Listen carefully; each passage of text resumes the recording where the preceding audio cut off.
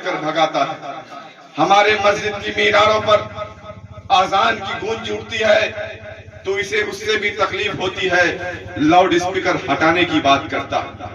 मुख्तलिफ जगहों को मस्जिदों को टारगेट करके उस पे ताला लगवाने का काम कर रहा है। आज ट्रेनों में सफर करना इतना मुश्किल हो चुका है कि चेतन नाम जैसा एक आदमी, चेतन आनंद नाम का, जिसको सरकार ने पुलिस में इसलिए डाला, रेल में ट्रेन में इसलिए डाला ताकि वो यात्रियों की हिफाजत कर सके, लेकिन उनकी मानसिकता इतनी गंदी हो गई कि हमारे हिफाजत के बदले उन्होंने हमारी जान ले ली। कसूर मेरा ये था कि मेरे चेहरे पर नबी की सुन्नत थी और सर पर टोपी थी।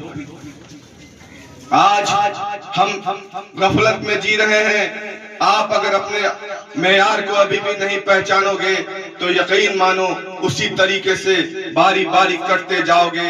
आपके लिए ना कांग्रेस के लोग बोलेंगे ना आरजेडी के लोग बोलेंगे। जब चुनाव का वक्त आता है तो लोगों के जरिए एक अफवाह फैलाया जाता है कि आपका वोट का अगर बंटवारा होगा तो बीजेपी जीत जाएगी। क्या इस देश का मुसलमान बीजेपी को हराने का ठेका लेकर रखा है? हम बहुत जी लिए इन लोगों की बात पर, बहुत अमल कर लिए इन कांग्रेसियों के बात पर। कांग्रेस को वोट देते देते हमारी उम्रें गुजर गई, कांग्रेस को वोट देते देते हम कब्रिस्तानों में चले गए। लेकिन इस कांग्रेस के दौरे इख्तिदार में 50,000 से ज्यादा फिरका वाराना फसादात हुआ।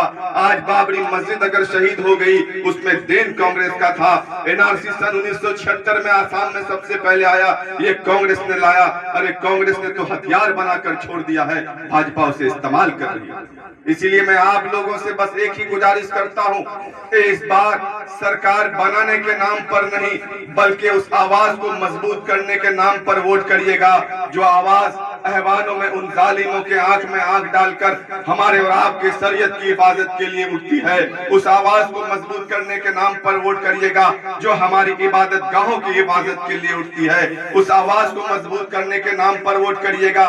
जो आवाज हमारे बहन और बेटी के नकाब और हिजाब की हिफाजत के लिए उठती है, उस आवाज को हमें मजबूत करना है।